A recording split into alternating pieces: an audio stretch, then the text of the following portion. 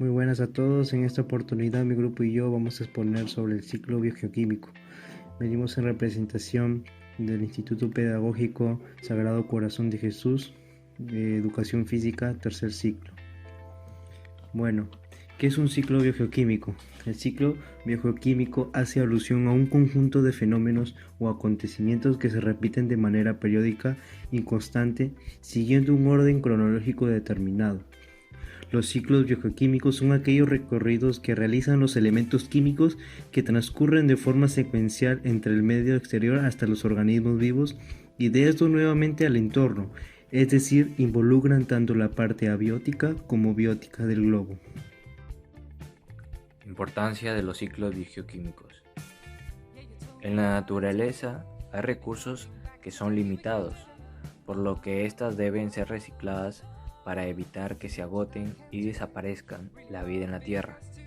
Por esta razón, es necesario que estos ciclos sucedan para que cuando un organismo vivo muera, los elementos o sustancias químicas que se generan durante su descomposición puedan ser aprovechadas y depositadas en la Tierra, a fin de que después otros organismos puedan aprovecharla. El ciclo del agua, también conocido como ciclo hidrológico, es el proceso de transformación y circulación del agua en la Tierra. En este sentido, el ciclo del agua consiste en el traslado del agua de un lugar a otro cambiando de estado físico, como ya sabemos, pasando de un estado líquido a gaseoso o sólido, o de estado gaseoso a líquido, según las condiciones ambientales. Etapas del ciclo del agua. En primer lugar, es la evaporación.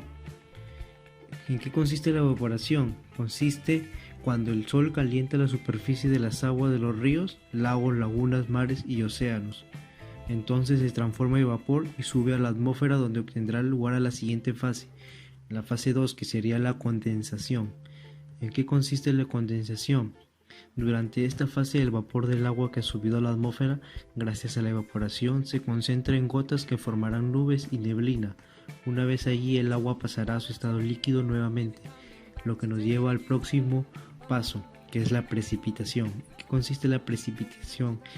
Tiene lugar cuando el agua condensada de la atmósfera desciende a la superficie en forma de pequeñas gotas. En cambio, en las regiones frías del planeta, el agua del estado líquido al sólido si se precipita como nieve o granizo. Posteriormente, cuando se produce el deshielo, el agua volverá al estado líquido en un proceso conocido como fusión. En la fase 4, que vendría a ser la infiltración. La cuarta etapa del ciclo del agua es la infiltración. Se conoce como infiltración al proceso en el cual el agua que ha caído de la superficie terrestre como consecuencia de las precipitaciones penetra en el suelo. Una parte es aprovechada por la naturaleza y los seres vivos, mientras que la otra se incorpora en las aguas subterráneas. Por último, la escorrentía. ¿En qué consiste la escorrentía?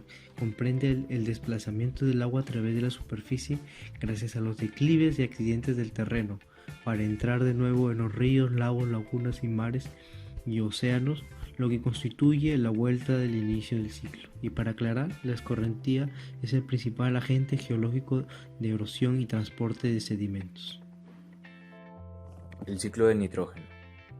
Primeramente, recordar que el nitrógeno es el gas más abundante de la atmósfera con un 78%. Bueno, ahora explicaremos cómo se da el ciclo. El nitrógeno atmosférico va a entrar de distintas maneras de fijación. Tenemos una fijación natural que se produce por las tormentas eléctricas. Tenemos una fijación industrial que la hacemos nosotros mismos, los seres humanos. Y tenemos una fijación por las bacterias de vida libre.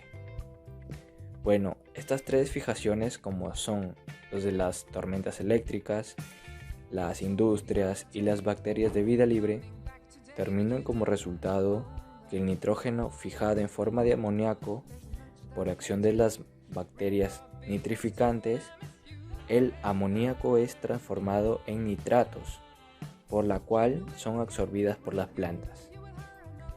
Parte de estos nitratos son alterados por las bacterias desnitrificantes, que libera el nitrógeno en forma gaseosa a la atmósfera. Y es allí donde comienza el ciclo nuevamente. Ciclo del carbono. Es fundamental para la regulación del clima y para las necesidades básicas que sostienen la vida en el planeta. Este ciclo es un proceso biogeoquímico en el que el carbono se intercambia entre la atmósfera, la litosfera y la hidrosfera de la Tierra. En la atmósfera se presenta de forma dióxido de carbono al combinarse con el oxígeno. En la hidrosfera en forma de ácido carbónico y la litosfera en forma de rocas carbonatadas, petróleo o carbón. Mediante las cadenas alimenticias, los animales herbívoros toman el carbono de los vegetales que consumen y los carnívoros lo toman de otros animales que sirven de alimento. Además, los animales agregan dióxido de carbono a la atmósfera cuando respiran. Las plantas absorben el carbono del agua, del aire, del suelo y luego devuelven una pequeña parte del carbono a través de la respiración vegetal. Las plantas, especialmente los árboles, son considerados como sumideros de carbono porque obtienen más carbono de la atmósfera del que generan. Los océanos también son sumideros de carbono porque la vida marina absorbe más dióxido de carbono del que libera. Cuando los seres vivos en el planeta mueren, el carbono que está en su cuerpo es absorbido por la Tierra hacia la corteza terrestre, retirándose durante años y años, el cual al tiempo se devolverá en la atmósfera por mediante erupciones volcánicas. Otras fuentes que agregan dióxido de carbono a la atmósfera se dan por la explotación de combustible fósil, como cual es el petróleo, que sirve para sostener las actividades industriales y de transporte. El ciclo del azufre.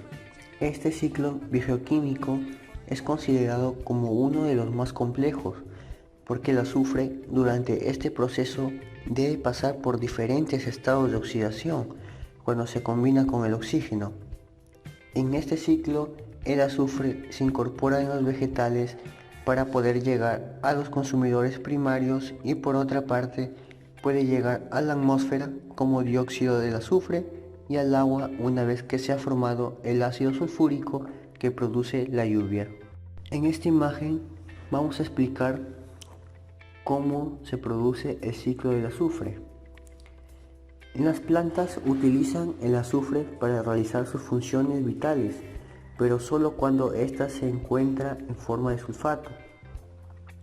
Los animales herbívoros, como consumidores primarios, incorporan el azufre a su organismo cuando se alimentan de las plantas. Cuando los animales carnívoros se alimentan de los animales herbívoros, incorporan el azufre en sus tejidos. Y cuando algunos de los animales carnívoros mueren, los microorganismos encargados de la descomposición, como son los hongos y las bacterias, convierten sus restos en sulfato nuevamente, ya que reducen los restos a partículas orgánicas, en lo cual pasan al suelo para que sean absorbidas por las plantas una vez más. También el azufre llega al suelo a través de los heces de los animales, tras su descomposición. Al mismo tiempo llega a la atmósfera como compuesto gaseoso, con forma de dióxido de azufre y de sulfuro de hidrógeno, gases que a su vez son producidos por los volcanes o por incendios, así como por la descomposición de materia orgánica producida por las bacterias en el suelo y en el agua.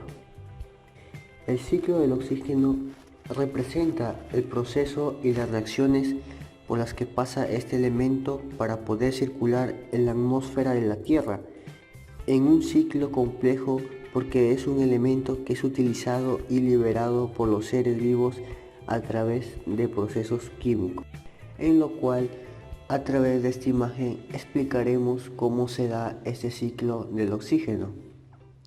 Las plantas producen oxígeno durante la fotosíntesis, que se libera al aire. El oxígeno entonces pasa a la atmósfera, en lo cual los animales, los seres humanos y demás seres vivos autótrofos y heterótrofos que respiran obtienen oxígeno y esta pasa a su cuerpo, donde es llevado a las células y tejidos para que éstas puedan funcionar. Una vez que ha sido utilizado, regresa al aire como desecho de la respiración en forma de dióxido de carbono, en lo cual las algas de los océanos y las plantas absorben el dióxido de carbono y lo usan durante la fotosíntesis para sintetizar proteínas y conseguir la glucosa que necesitan para vivir. Y de nuevo, como resultado de la fotosíntesis, las plantas liberan oxígeno al aire y así es como se cumple este ciclo del oxígeno. El ciclo del fósforo es un ciclo muy importante por la escasa cantidad de fósforo que existe en comparación con otros elementos. Este es un ciclo sedimentario y por tanto más lento, porque este elemento principalmente circula en el suelo y las aguas. El fósforo es un elemento fundamental para el crecimiento de los ecosistemas, en especial en el acuático. Las lluvias con el viento erosionan las rocas, liberando fosfato orgánico que se dispersa por el suelo y el agua. Posteriormente, las plantas toman este fosfato del suelo por sus raíces para su desarrollo. Luego, estas plantas son consumidas por animales herbívoros y estos son consumidas por los carnívoros, que lo devuelven al suelo por la excreción. Por consiguiente, cuando los seres vivos mueren, son descompuestos por los organismos descomponedores y de esta manera el fosfato orgánico se devuelve al suelo. Finalmente, el fósforo en el suelo termina en diversos cuerpos de agua, organismos acuáticos o sedimentarse por largos periodos. Muchas gracias.